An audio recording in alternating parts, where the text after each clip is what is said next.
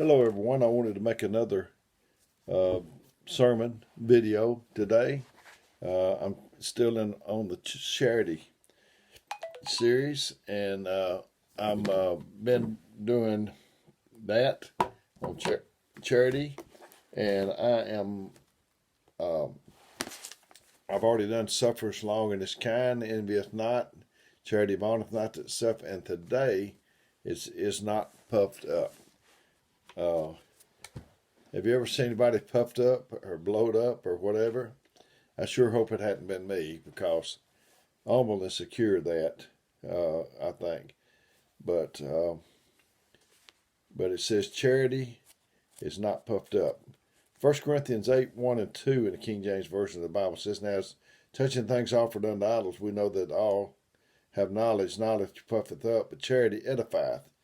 And if any man think he knoweth anything, he knoweth nothing as he ought."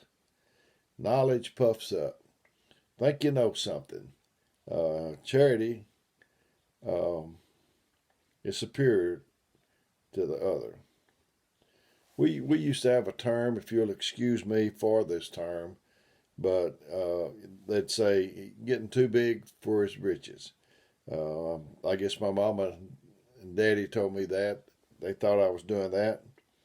And he's not talking about physical size, because, you can outgrow your pants if you're a male. You can outgrow your pants.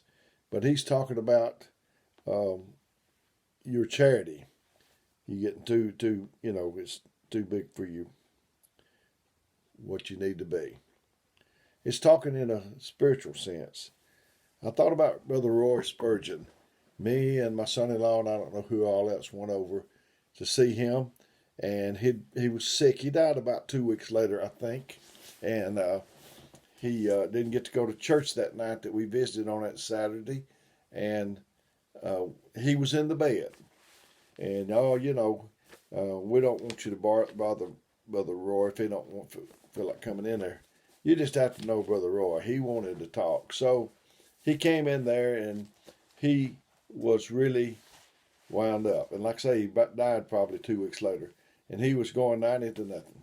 It kind of worried his wife, Sister Kate. And she got up behind his head where he couldn't see her, but I could see what she was doing, and she was doing like that.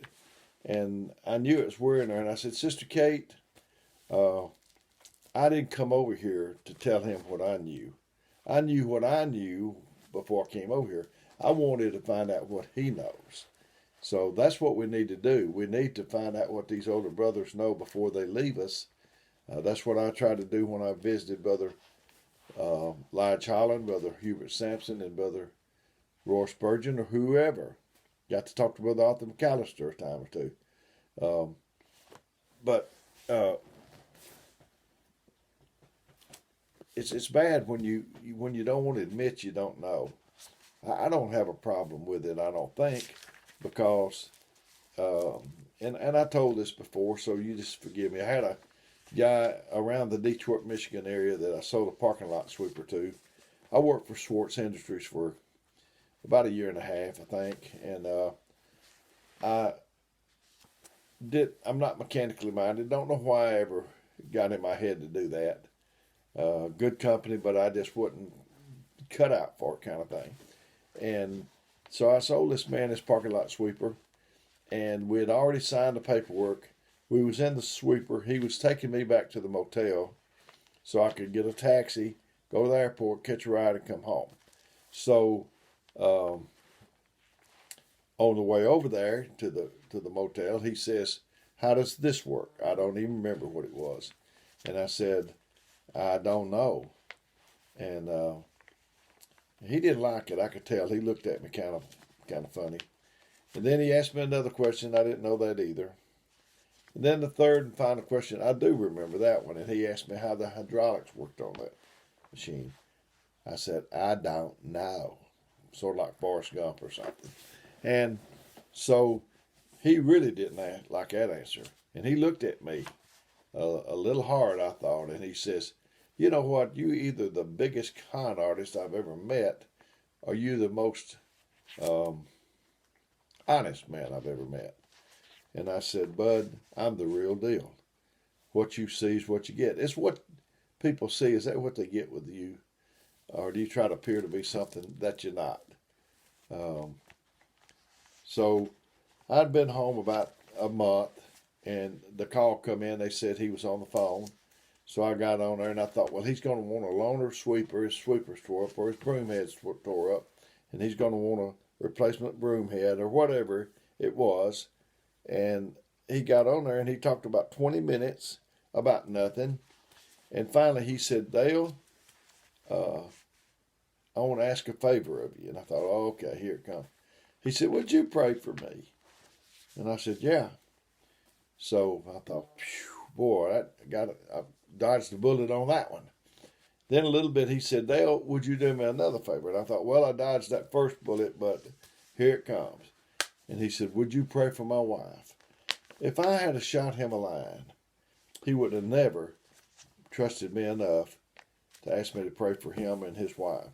So I've seen young brothers sitting around, older brothers sitting around, and when I was a younger brother, I just listened to them. I didn't try to say them. I didn't try to tell Brother Lige anything, or Brother Hubert, or Brother Roy Spurgeon. I just tried to listen. But they want you to know that they know something, which I think is a mistake. We got some fine young brothers. I'm not berating them, but I'm just saying that you need to not have pride where you can't admit that you don't know something. You think it makes you look bad, but what makes you look bad and worse is trying to speak on something that you don't know about. And I'm just going as things hit my mind. I was going to end it here at 7 minutes and 2 seconds, but I'm going to tell you one more thing. Please stay with me. I had an humbling experience at church. I made a boo-boo, not a sin. I just made a boo-boo, and I was up trying to testify, as we do in our churches, and they were praying for me, and I just kept telling things because I thought they were praying for me. But it was this old brother that stood up, and the reason they prayed for me so long was because it took him so long to move and get in place to do what he needed to do. So Brother David Jones, he said, Brother Dale, did you get through? And I backed up against the book stand table, and I said, oh, yeah, I'm through. All right. Well, I didn't handle it right. Got a little, I think maybe a little puffed up. So the next day, I went to see this old gentleman, this old brother, and I asked him if there's anything I could do. And he said sometimes he needed a ride to church. And me and my wife would take him and pick him up. I was about 29 years old. People were going out to eat after church, but I was committed to this brother. And you had to put him in the seat of the car, and then you had to get his legs and put them in place. Then coming out was just the opposite. And if he was still alive, and it's where I could, I would still take him. So that's one time that I was puffed up, and I humbled myself down and reaped the rewards. So now I'm going to close, but I've always closed giving you my phone number, 256-508-4410.